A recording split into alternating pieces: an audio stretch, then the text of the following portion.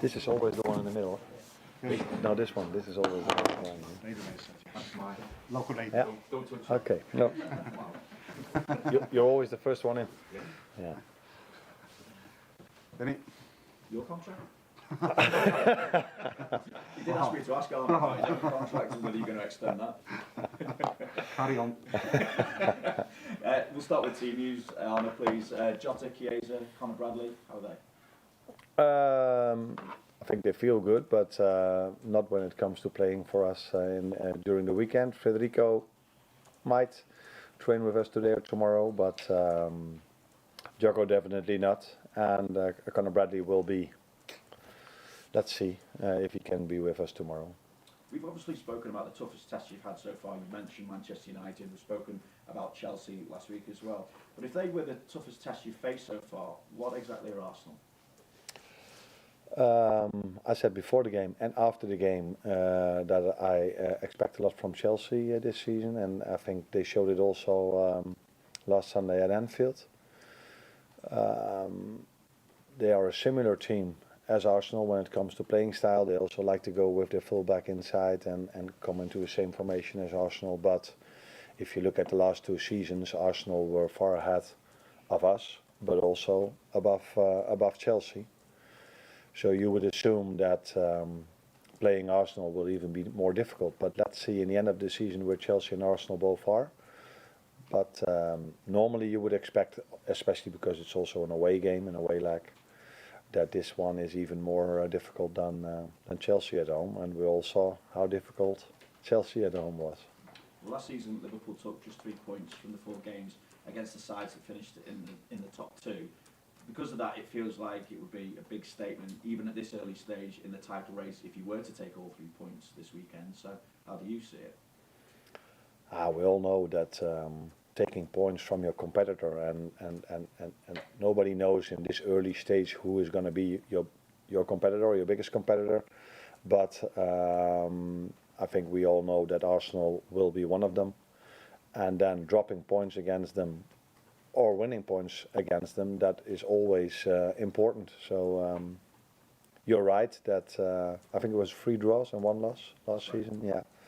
So if you make a simple, if you use mathematics, is that the word?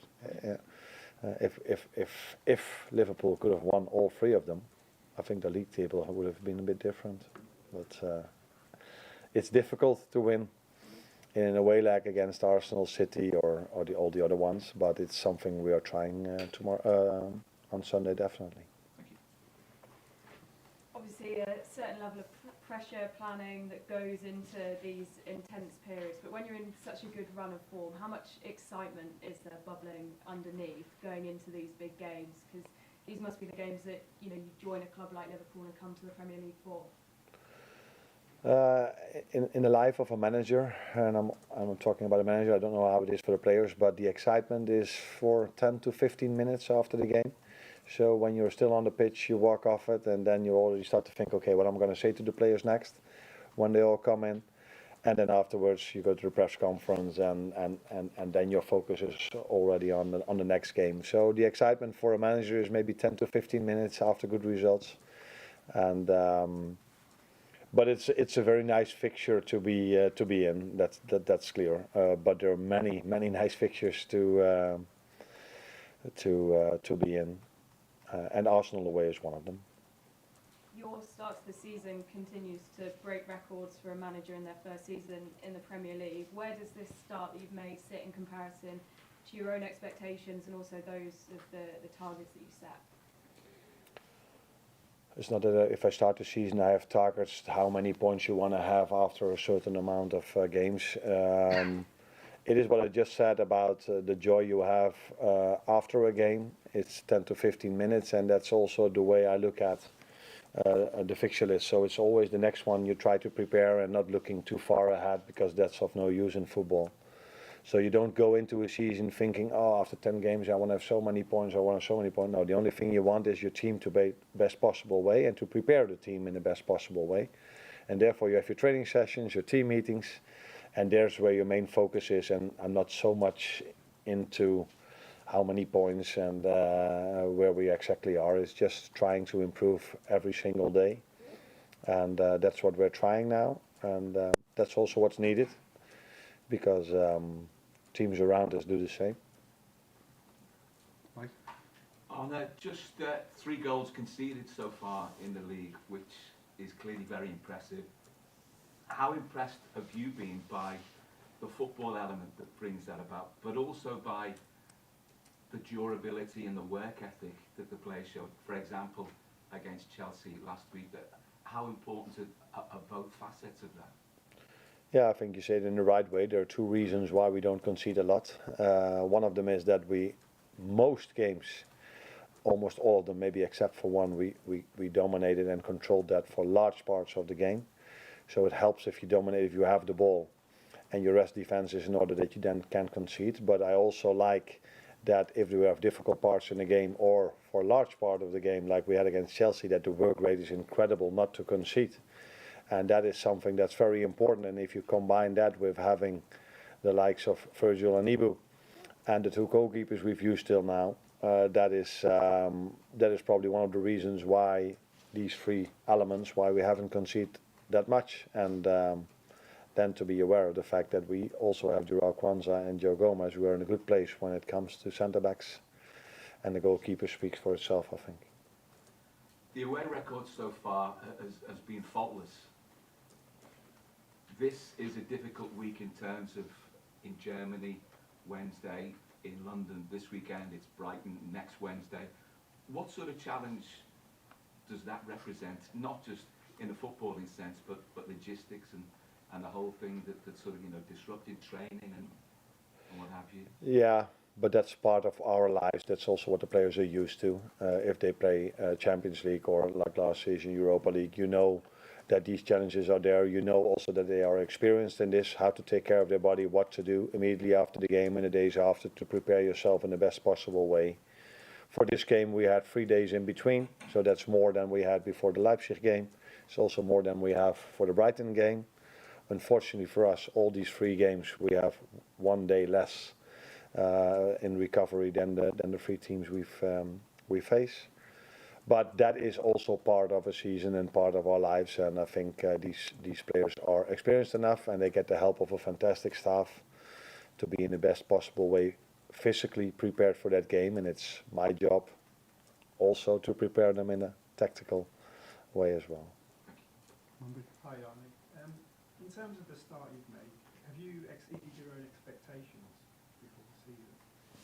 Yeah, that's a bit similar answer that I just gave. There were not expectations for me. It wasn't like that I was at my holiday thinking about, okay, after 10 games, how many points do I want to have? No, the only thing I was thinking of was how am I going to try to bring the best out of this team that has been done for so long by Jurgen, and how can we continue that, and how am I going to do the individual meetings with the players, the team meetings with the players, and you don't think about points. For me, the way I think about it, it's about the process we are doing and what we do on a daily basis, and that, in my experience till now, leads in the end to points.